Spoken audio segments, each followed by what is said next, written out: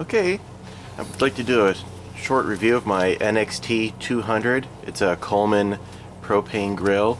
Runs off the little 1-pound propane bottles, and then I purchased the hose to connect it to the propane tank because it just makes it a lot more functional. Propane's so much cheaper that way than buying it by the bottle.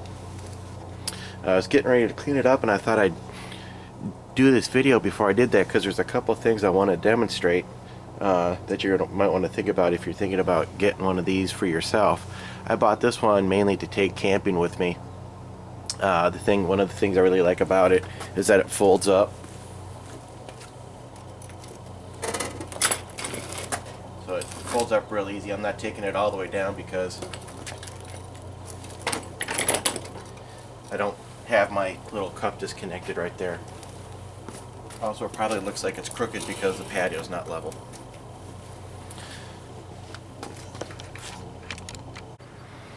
Besides folding up for travel, another nice feature is that it has latches that hold the lid down nice and tight so things don't come apart. I've taken a couple trips with this, and you can just leave the grill grates in there and they don't come loose or anything like that.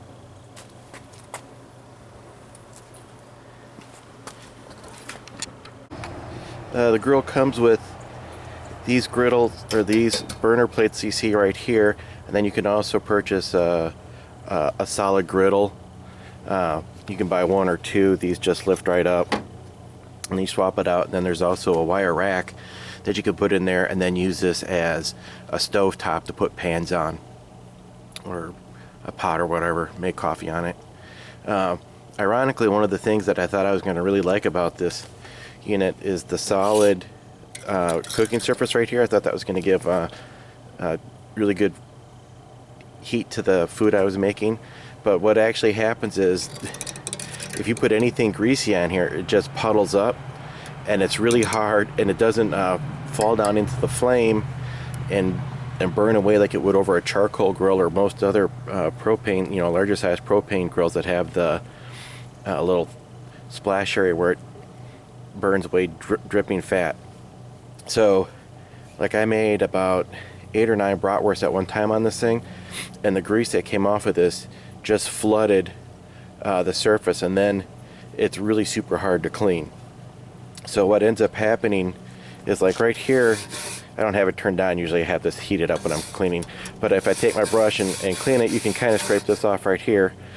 But when you're doing the outside edges, dirt just collects on this rim right here, and this is really hard to get off. And if it's super wet and greasy, it is super hard to clean. The other thing is, with it being such a low lid, if you're cooking greasy food, it splatters right into this back lid area, and it's a total mess.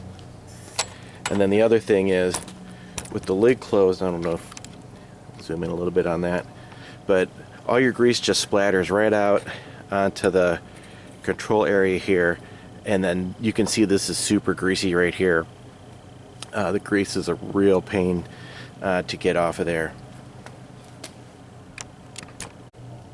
The first time I used this, I just used it straight as I got it, and it left a lot of grease at the bottom, which was kind of hard to clean up because there's support pieces underneath here that make it hard to clean underneath. So I put foil in an attempt to help with that problem, but it doesn't really help that much because you get a lot of it, but it still leaves a lot of grease underneath there, so you're not really getting that far ahead in the cleaning game. Another sore spot with this unit is you get a lot of dirt out of these back holes. So if you're, once again, anything that has any amount of grease just comes right out of here, and that is super hard to clean right there. And the thing is, if you're going to pack this up and take it with you after a camping trip, you may not have the time or desire to give this thing a thorough cleaning before you stick it in your car, and it's just messy. There's a bag for it, and you can put it in a bag, but I'd hate to have to clean that bag out and after you pull it out after a trip.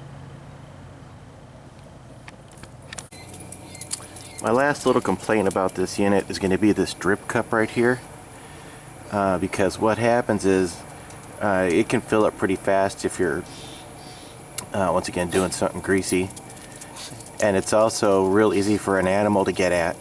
And as you can see, the little hooks that hold the cup in place get quite filthy, so you're gonna have to wear some gloves that you're gonna throw away, you know, like nitrile gloves or something, when you empty that out. Also, it's real easy to forget it's there when you go to take the grill down, and if you set that grill down, it's gonna tip that cup over and make it a real mess.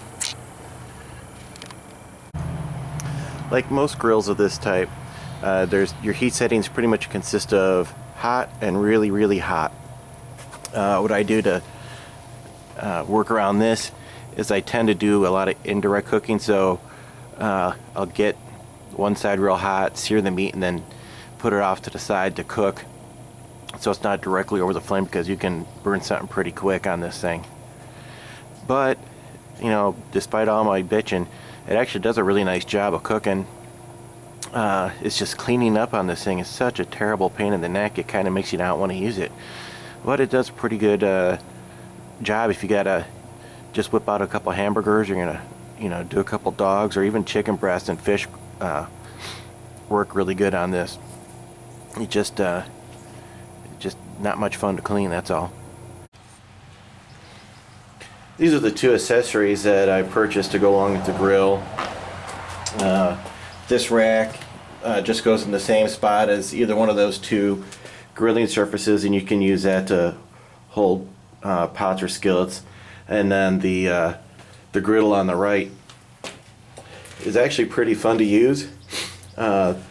It's kind of tricky when you're out camping, because that griddle really wants a level surface. So like if you're making some bacon on there and it's not level, that grease is just going to run right to one side or the other and really flow right into the bottom of that grill and be a real bear to clean up.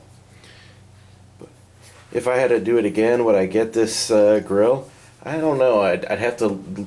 The reason I got it because it's 20,000 BTU, so I actually wanted that extra heat. If I was using that device under a pot. But I think if I were shopping, I would find something that had the more traditional grates where things could fall through into the fire and get burned before it, rather than just pool, because that thing is so hard to clean. So hope this helps you. Thanks.